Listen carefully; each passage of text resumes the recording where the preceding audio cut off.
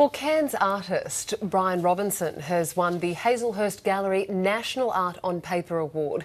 75 finalists were chosen from 850 entries. The winning artwork was described by the judges as incredibly sophisticated and is called Land, Sea, Sky, charting our place in the universe. And winning artist Brian Robinson joins us now. Brian, welcome. Thank you very much. And congratulations. Thank you, thank you. Tell us a bit about your work then, how you came up with, why you came up with it. Oh, it's a weird and wonderful imagination, I suppose. You know, sort of grounding. You know, sort of all the arts practice. I've been, sort of on this road now for probably, sort of 30 odd years or something like that. So, sort of producing art. I often say that I was born with a pencil in my hand because, I came out quite creative as a youngster. Much to the, I suppose, detriment of the house, the parents, having to clean up all the mess and things like that after me. But I can put it down to, We should have a look at some of your work. We'll try and get that up on screen now, and perhaps you can talk to it. And here we go. So just talk a bit about this, what it is, what it represents. Okay, this piece is called Land, Sea and Sky, charting our place in the universe. And I suppose, it literally looks at the three elements that sort of comprise, sort of chart and map, sort of making things like that. So looking at, sort of the constellations, sort of through the heavens, land-based, sort of activity. And with that work there was, there's a gardener, sort of doing traditional gardening practices.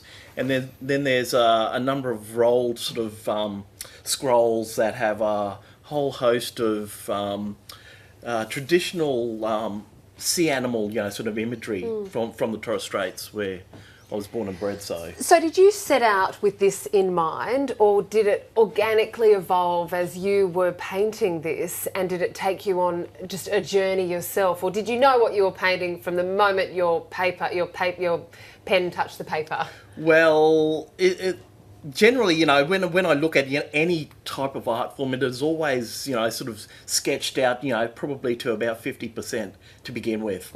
And through the process of, physically carving that lino cut, it was then overlaid with a whole host of other, sort of thoughts and memories and, sort of things like that. So often, when I'm doing a large piece, sort of like that, and that particular piece was about 1 metre by sort of 2 metres or something like that. So quite a big, sort of canvas to work on.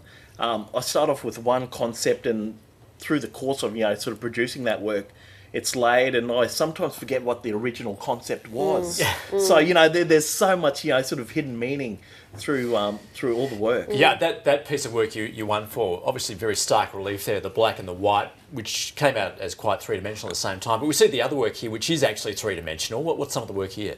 This piece here was called Floristic Sanctum, and again, a large lino cut print, but this one is actually based on traditional gardening practices up in the Torres Straits, but I've then sort of infused that with sculptural elements. So it's literally like the paper itself is starting to curl up and, sort of produce these wonderful, often, sort of mechanical flower forms. You mentioned before that sometimes you felt like you were born with a pencil in your hand, you were very creative. How big a part did your parents play in supporting and sculpting you towards this future, or how indeed did it all play out? Well, I suppose, my mother used to sit at the piano actually, and, sort of play quite a bit, and, sort of as a youngster, she was... she used to play in, sort of local bands and things like that. But she has the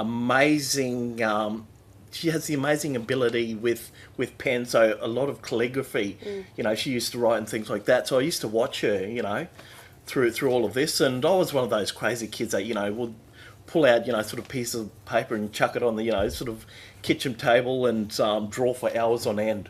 Yeah. And it's just something that, I've continued to do. So you're so heavily influenced by the environment around you, obviously family, but also the physical environment. What's so special about the Torres Strait? Torres Strait, amazing place to, be born and bred and, sort of, live, sort of early childhood into, adolescence in that particular part of the country, amazing seascapes, just amazing, sort of environment to actually grow up in. So I spent my early childhood, sort of diving through coral reefs, hunting, particular animals on, sort of certain islands, diving for crayfish, the whole host of, sort of things that you do on the water was basically my lifestyle. What does winning the Hazelhurst Art on Paper Award mean for you, and where could it take you?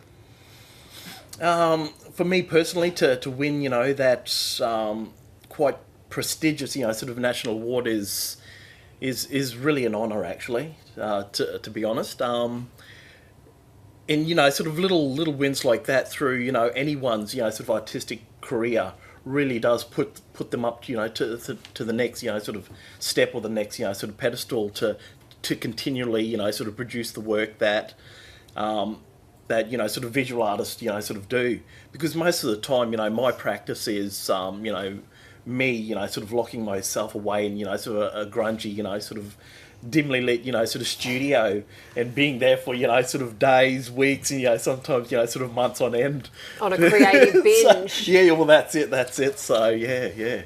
Brian, fantastic work. Congratulations once again. Thank you very Congratulations. much.